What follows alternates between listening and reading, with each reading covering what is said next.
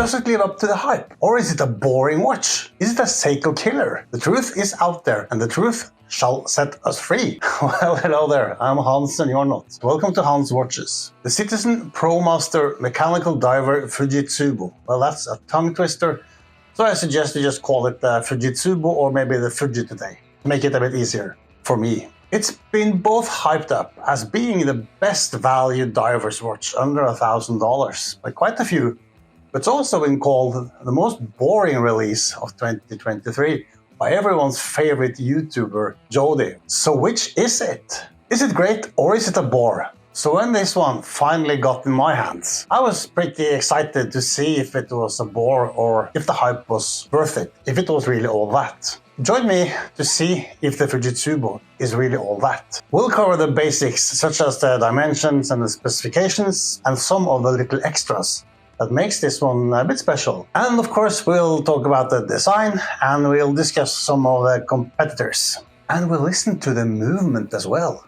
And hopefully I might get to a conclusion if this is a bore or if it's a great watch. But I can tell you by now, I don't think it's particularly boring. I think it's pretty good. Let's see. The Fujitsubo is a reinterpretation of the Citizen Challenge Diver from the 1970s. And more about that Fujitsubo name and the heritage a bit later on. The result is a modern take on the classic divers with dimensions that should fit most wrist sizes. So if you own a Fujitsubo, I would really like to hear from you in the comments. How do you fancy this watch? Don't be shy, don't hold back. Now let's dive into the details. And let's start with the specifications. This watch has some pretty good specifications, and that's probably one of the reasons behind the success of this watch. It has a Citizen automatic 9051 movement that hacks and wind. The case is brushed titanium, crystal is sapphire with anti-reflective coating, the hands, indices and the pip is lumed.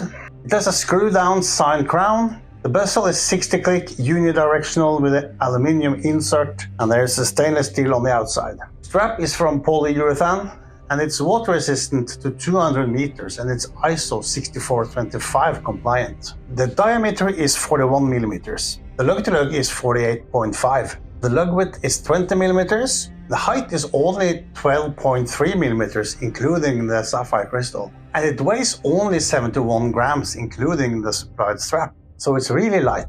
And the dimensions are on the sweet spot, and it does not wear any bigger than the dimensions indicate at least. It actually wears very nice. I think most wrists will enjoy this watch, whether you have a wrist on the smaller side or on the bigger side like me. I think this looks really good on my 22 centimeter wrist. Now the MSRP for this watch in Norway is $800. I believe that's also what it was in the US when it was released. But you can get it a lot cheaper. I've seen it at $600 new in the US, and I got mine used for $400. It's a little bit more than a year old, and thanks to this treated titanium we'll discuss later, it looks all right. It's not beaten up in any way. It has a few marks, but who doesn't after a year? Now let's talk a little bit about the features that makes this one special. The titanium case is super light, so it wears like a charm on the wrist. You can definitely feel its presence, but it's not super heavy. But it's not too light either. You can still feel it there. I've had lighter titanium watches, but this one is pretty perfect in terms of the weight. And that titanium is not just titanium. It's Citizen's super titanium. Super! The case is treated with Duratect, and that is Citizen's own proprietary hardening technology. And according to Citizen, this is supposedly 5 times more scratch resistant than stainless steel. And fun fact, guess who unveiled the world's first titanium watch in 1970? I'll give you 2 hints. Number 1, it's not Swiss. Number 2, it's not Seiko. By now you probably guessed it. Yep, it's Citizen. And this is just one of many horological significant innovations from Citizen. And that's probably a video on its own, so make sure to subscribe so you don't miss out that video when that's coming out. Having a watch treated with this hardening material is a really comfort.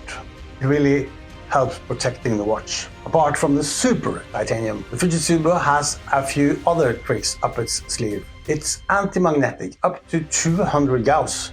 And that's due to the use of anti-magnetic material in the hairspring. And that's pretty great. And I've had quite a few of my automatic watches magnetized over the years. And of course, it's possible to fix, but it's always better to prevent than to repair, right? Under the ISO 6425 certification, it can rightfully have the diver's text on the front and on the back.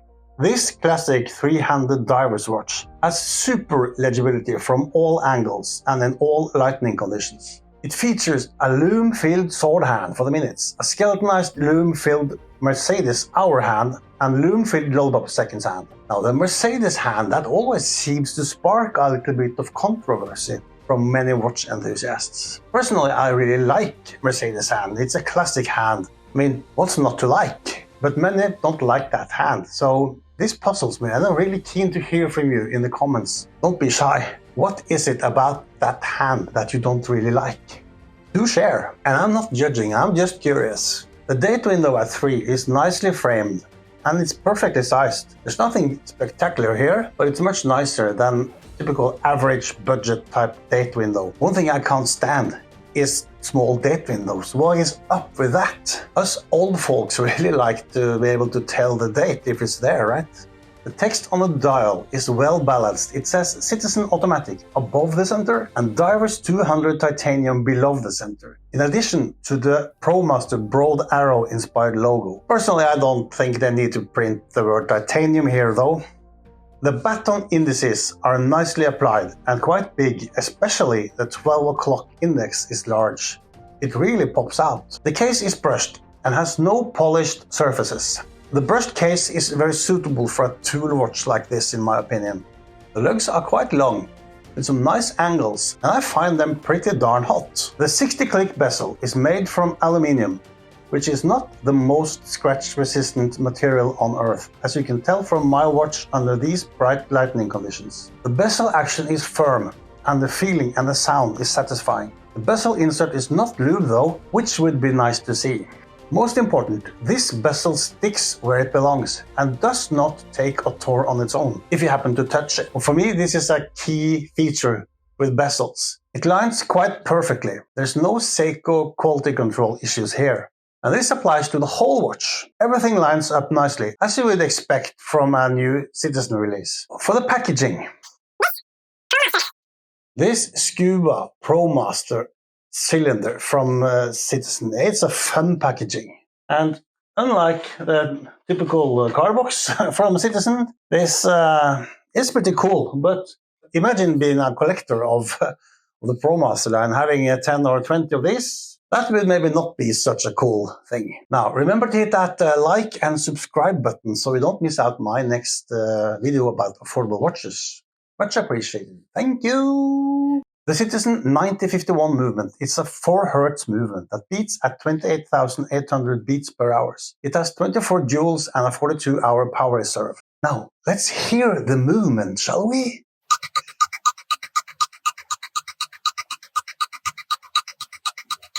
This is a new-ish movement released in 2021, and it's not sold or used outside the Citizen Corporation. And I will speculate that this is due to the use of anti-magnetic material in the hairspring. They want this bad boy for themselves, right? The specified accuracy for this movement is from -10 to +20 seconds on a daily average. The rotor is rotating clockwise only, so it can be quite noisy. This is a turn-off for some people, but I would love to hear from you in the comments. What's your opinions on this? The hands, the indices, and the lume pip at 12 are lumed. Yes, the lume pip is lumed. Let's have a look at that bright green lume, shall we? It's not specified if Citizen's proprietary lume Naturalite is applied here or not, but I'm assuming it is, as little else would make sense. Yeah, that is bright at first, but this does not last very long, as we can see when I speed this up. After a few minutes, it loses much of its intensity. And this is quite common though. However, the lume lasts all night. And just for fun, let's compare it to my Helsen Sharkmaster 300 that I reviewed earlier. And notice the bezel insert lume on the Helsen. Pretty sweet, huh? The supplied waffle strap is made from polyurethane. It's a bit stiff, but seems robust. It's comfortable enough for being a rubber strap. Or is it rubber? polyurethane reminds of rubber, but it's supposedly even more durable than rubber. Another good thing about polyurethane compared to silicone is it does not collect a lot of dust and dirt as silicone does. It tapers from 23mm to 18.5 before the buckle. And speaking of buckle, this titanium hardware is not branded, and that's a bit unusual. Personally, I don't care. I prefer to wear this on my nylon strap, making it super comfortable, and it's almost like wearing a fluffy pajamas on the wrist. But I want to give Citizen credit for providing this extra length on the strap, making it at least usable for those of us with the larger wrists. Unlike most of the other rubbish rubber straps out there, they are too short. The crystal is sapphire crystal with flat top surface with a thick chamfers at the edges and an inner dome, giving it some nice visual effects at certain angles. However, it can collect some dust at these edges. There's anti-reflective coating, but the specs, they don't tell how many layers and where they are applied. But I'm assuming it's on the inside. It's funny though, as all micro brands, they will happily tell you how many layers and where they are applied. But the big brands, they seem to just don't give a shit about telling these kind of details. The signed screw-down crown is a tad small for this case. Could be a millimeter bigger, just like the crown on my Certina PH500, which I have reviewed earlier. But I have no issue operating it, none whatsoever. And if these fat fingers can operate this crown easily, everybody else can too. And the bonus is it does not dig into my wrist at all. The titanium caseback is very basic. It just lists the specifications. In addition, there's a nice sunburst effect. For a tool watch like this, I think this is adequate caseback. And for me, the caseback is always the least interesting part of the watch. Anyways, yeah, it's always nice with open caseback so you can see the movement, or with a nice engraving, but everything has a cost, so cutting this out, perfect sense. And if Rolex can get away with this, why can't Citizen? And speaking of Citizen, let's discuss the brand a little bit, shall we? The last few years, Citizen has gone from being a brand I totally neglected and saw as irrelevant. Now, I keep following them. I have quite a few watches from Citizen on my list that I really want to get my hands on. And I have reviewed the magnificent Tuyosos, which I still have two of. Because lately Citizen has been putting out so many interesting watches that we as watch enthusiasts enjoy. And they're actually giving Seiko some real tough competition for the #1 spot as an enthusiast brand. They make solid watches with great specification at reasonable prices. They have no quality control issues, unlike Seiko, which have gone the complete opposite way, with the possible exception of the latest Samurai edition. And personally, the last 12 months I've bought 3 Citizen watches and only 1 Seiko. And I'm still lusting for the Tuyosa Small Second and the Forza. So is there room for some improvement after all this praise? There's always room for improvement, especially at the sub $1,000 price point. Compromises are always made. The rubber strap with the unsigned hardware, well, it's not great.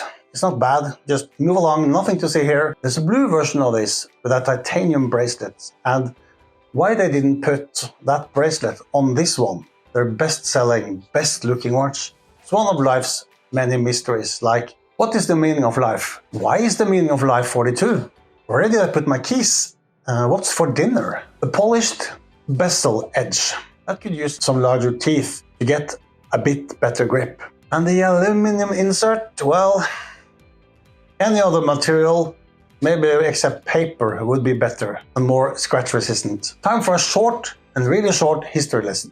No need to get the popcorn. The Fujitsubo is inspired by the 1977 Challenge diver that was found on the Long Reef Beach in Australia in 1983. The watch allegedly was covered in barnacles after having been submerged into the Pacific Ocean for years. But it was still ticking, and that story has inspired the new Promaster. Fujitsubo is Japanese for barnacle. And you can speculate that in today, with a world of fake news and PR stories around every corner, is this really true? But yeah, you don't have to Google a lot to find message board bulletins from 2004 confirming this story. And if Citizen faked this already in 2004, Well, they sure waited a long time to capitalize on this story, didn't they? And the man who found the watch is also named, and his location is also on the internet. So it should be super easy to verify this if you're really that doubtful. And this is what the Fujitsubo looks like in Japanese writing. And this is the original Fujitsubo. With its success, there's a few more releases. The full black one, and also a limited edition. And inevitable, they are much more expensive at the $1,000 or even above. And even though they look great, and they have like the little extra, the spectacular dial, but they are too close to or above the $1,000 mark. And at that price point, we're looking at some serious competition also from the Swiss entry-level luxury brands like Certina and Tissot, from the Swatch Group with the Powermatic 80 movement. So I'll stick to this one, as it's more affordable. And I think it's a classic diver that looks really good. So my conclusion after wearing this watch for a couple of weeks, I simply adore it. It might not be all perfect, but for the price I paid and for the price you can get it for new, I think it's a great deal. It's light, it has great specifications and a couple of tricks up its sleeve, like the mentioned treated titanium and the anti-magnetic hairspring. It's scratch resistant, it's ISO compliant, has a high beat movement, has a nice Mercedes hand, it has great lume, bezel stays where it should, and it has wrist presence. I think it looks like a much more expensive watch. And it has the specs to prove it. However, don't expect anyone to comment and saying, wow, what a spectacular watch, because it's not boring, but it's nothing spectacular either. It's just a very solid offering. So at the current price point, new or used, I suggest you go try it on and see if it's something for you. It's a great deal in my opinion. And yes, it's worth the hype. It's not a boring watch. I think it smashes most of the Seiko competition at this price point easily, both for the looks and the specs and the quality control and the extra features. I'm not trying to be a fortune teller here, but I think this is going to be a future classic. I'm pretty sure about that. Now, make sure to catch this video. It's pretty good too. So there we are. Thanks for watching. Take care. Stay safe. Peace out. Peace out.